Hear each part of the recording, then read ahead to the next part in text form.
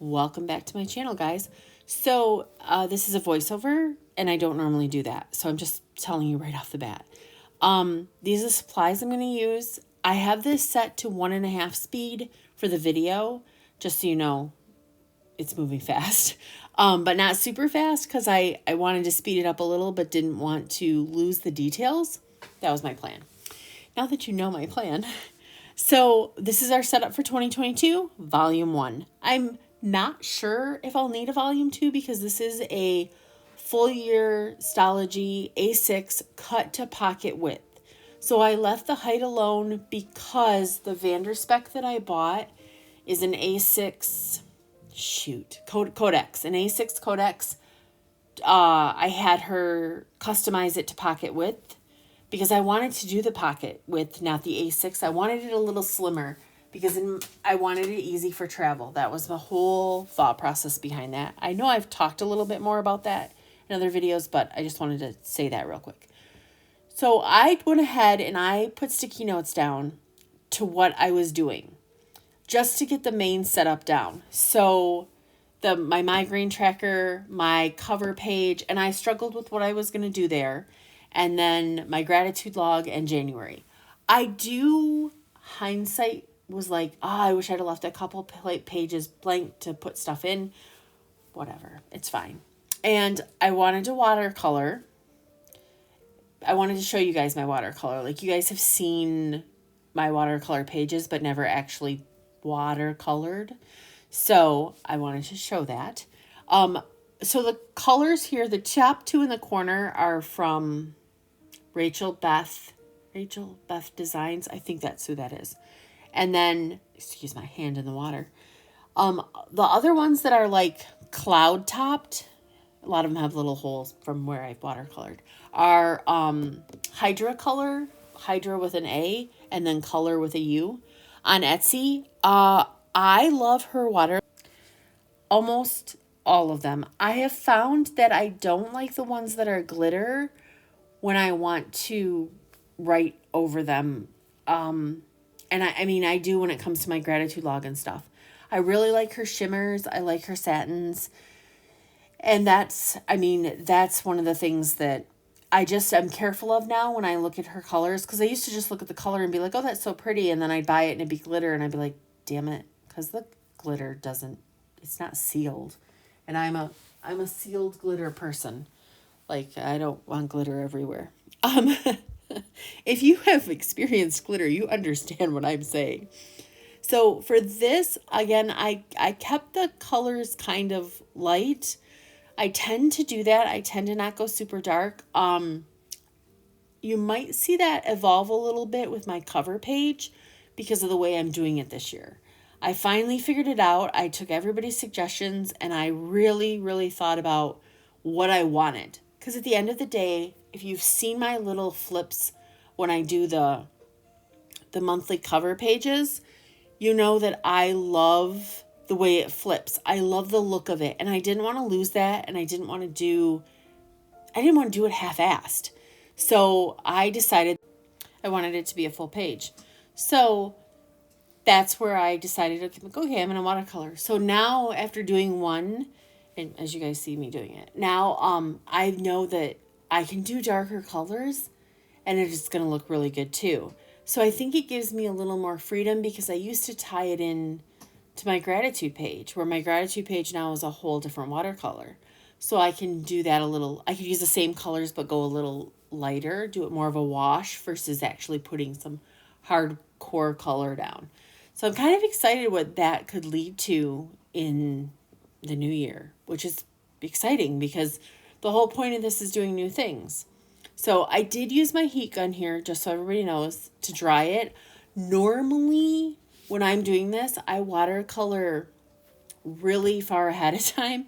I shouldn't say really far ahead of time. It could be the same night, but what I'll do is just set my book off to the side, work on something else. Once it's dry, I'll bring it back, and then I usually close it up and let it flatten out, which I will show you guys a little later.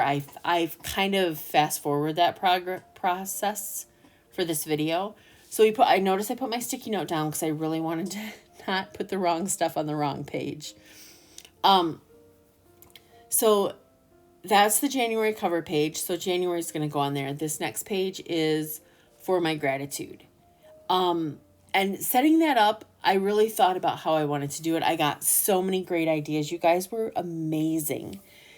And I thought about it and I thought about it. And I'm like, I really love the way I did my B6 Slim for 2021. And I wanted to keep that flow going for one reason only. It worked. And I didn't want to, like, I'm really excited to move into the smaller size, more portability, and embrace it. But at the same time, I didn't want to lose the things I loved in my old journal, or I wouldn't like the new journal. I think that's a key thing to remember. And I worked really hard to figure out how that worked.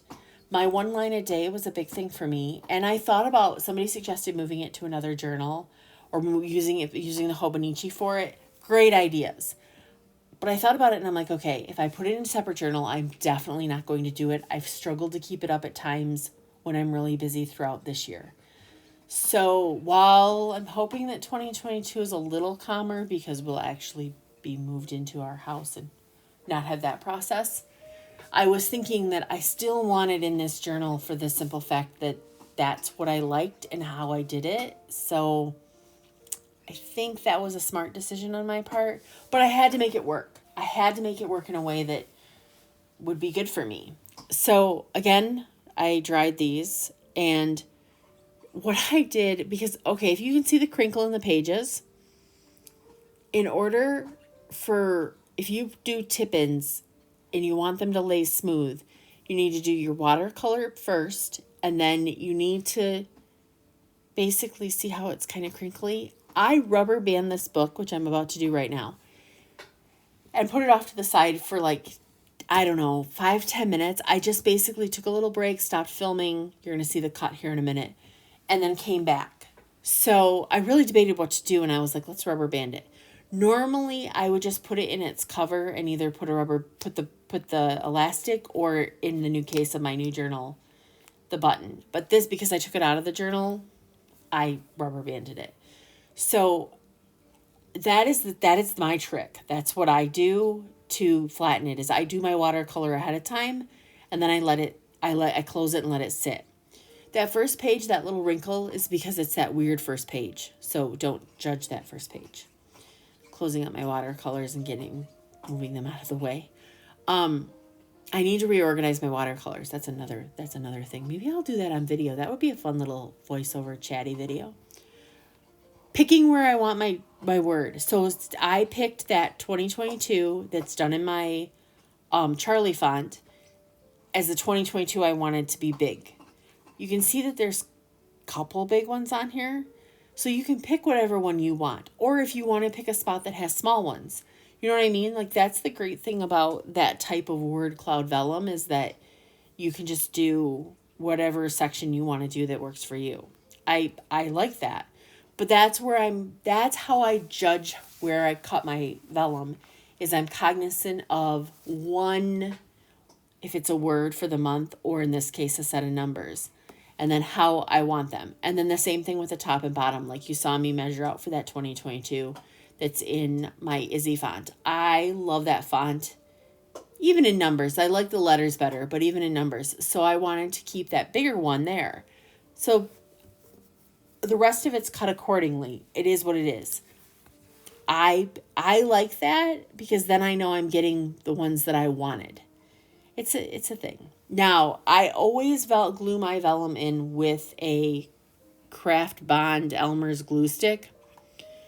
And I'm careful to make sure that I get the edges really well, hence the piece of paper, because otherwise you need to clean your desk or table or whatever you're using afterwards with probably something good to get glue off of, because it gets everywhere. So I always put down a scrap piece of paper, and it'll curl every single time. Drives me insane.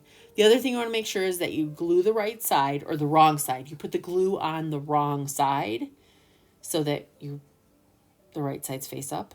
I'm sorry, that might have been very obvious to some people, but I always double check myself, because there's going to come a day I glue the wrong side. I guarantee it. And I'll probably stick it down.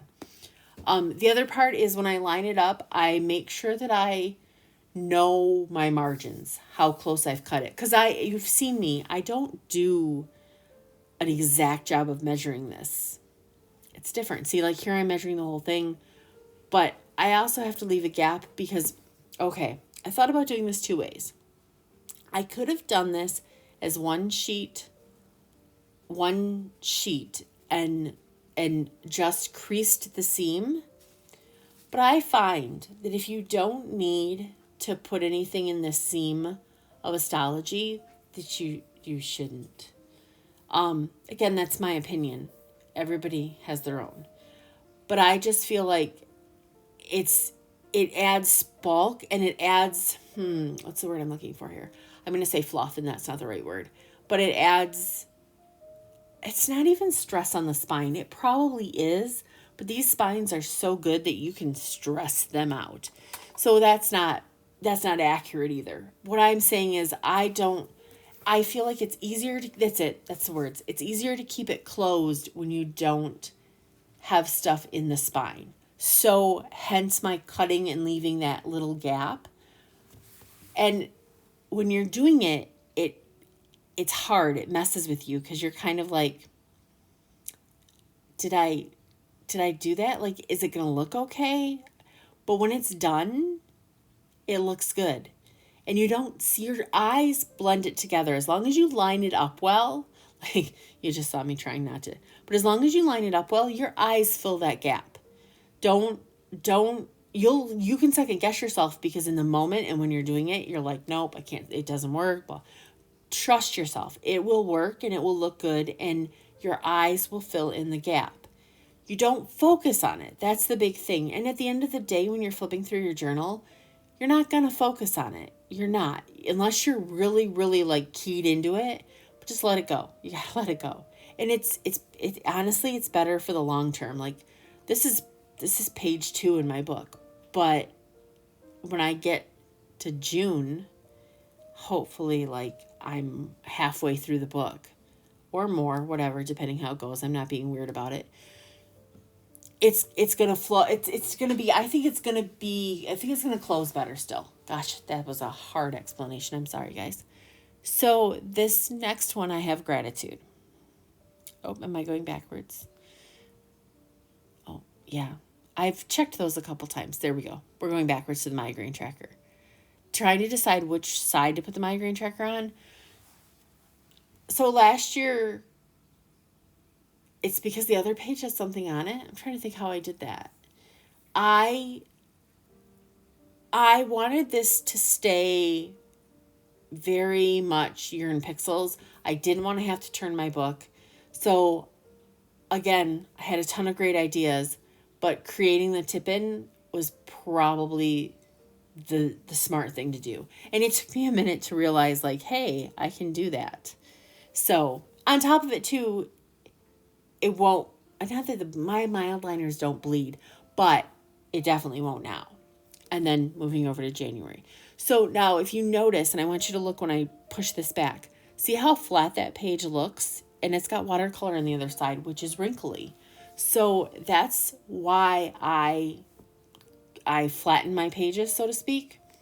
Is so this side still looks wrinkly, but the back side doesn't. And I have found that if you watercolor A, after you put a tip-in in, or B, right after the watercolor dries and you don't give it time to flatten a little bit, it can be annoying. Some people they are not bothered by that stuff. I'm bothered enough by it that I do steps to prevent it. So I think it really just depends on what your preferences are and what you like and don't like. It's the same thing with Stalogy paper. The Stalogies aren't for everybody because of the shadowing, the ghosting, because they ghost. But for some reason, in this paper, ghosting doesn't bother me, but in regular journal paper, like it drives me insane. Like Leutrams, I don't like Leutrams because of the ghosting, but I love my Stalogies. It's weird, and I can't explain it other than to say that everybody's quirky in that way. So this tip-in isn't in my shop. I could put it there. I don't know. So you guys, it's basically an A6 slim pocket tall. I don't know what we want to call it. I am going to list tip-ins for 2022, but I haven't done it. I don't know. It's one of those things where I've struggled. I designed this specifically for this book. I basically went in and was like, okay, I'm making this for me. So I did. That's the simpleness of it. So I don't know. It's a mess with me. I have done tip-ins for my monthlies for, is this my third year? I think my third year. I used to draw them out and I enjoy drawing them out. So if you like to draw them out, please continue. Don't let me persuade you one way or another. I just found that the time it takes to do it, I really just don't have right now. So I've been tipping in. And when I started tipping in, I'm like, well, I don't hate this. And then I add my little bit of washi and it works out great. As you can see here, me and my washi. So I think I've had questions on this washi when I've used it. It is Simply Gilded, one of their Galaxy ones. I don't know. I honestly don't know how Simply Gilded works with their lines, like how they retire them and stuff like that. I've never really paid close enough attention. I just buy what I want when I want it and then don't worry about it. I don't know. So I haven't really thought about that before. But I did decide to do a little extra here, and I really like it. And that's something I think you're going to see more of with me, is decorating my monthly a little bit more. I mean, it's simple. It's a holographic sticker that says January, and then some washi. It's not super fancy, but I like it. The gratitude. Okay, so I created a 5mm sticker. It fits the 5mm grid, and it's 1 through 31. And obviously if January is a 31 month, so I don't have to cut off the 31, but doing it in this journal, I realized, like, okay, so I only have so many squares high, so I need to cut it off, and then I'm going to do the two sides. That's how I came to my conclusion. My 1 line a day, so the line is smaller too, but I have been keeping it really simple. I've been doing really simple gratitudes, like literally it could be a phone conversation with a friend. Like I'm really not overthinking it. The one thing I will do next month that I should have done this month was actually like use a ruler and measure. You watch me, I eyeball this and I didn't get it perfect. It should have, I think, come down a little. It's not a big deal, but it does kind of bug me. It also bugs me that it's curved because I couldn't lay it down straight, but I don't know. Sometimes I gotta let some things go. So coming up in this last part, so this is what I'm going to do dailies. So let me do a flip through. I've got my Planner Life sticker. I've got my dashboard, the 2022 migraine tracker, and then that side's for descriptions of migraines. The January, the gratitude, which I'm making a sticker for, monthly, and then I move to dailies. That's it, guys. So I hope you are getting set up for 2022 as well. I would love to hear in the comments what you're using. If you've downsized, upsized, stayed the same because you're happy, let me know. Guys, until next time, take care of yourselves, be kind, and I'll see you then.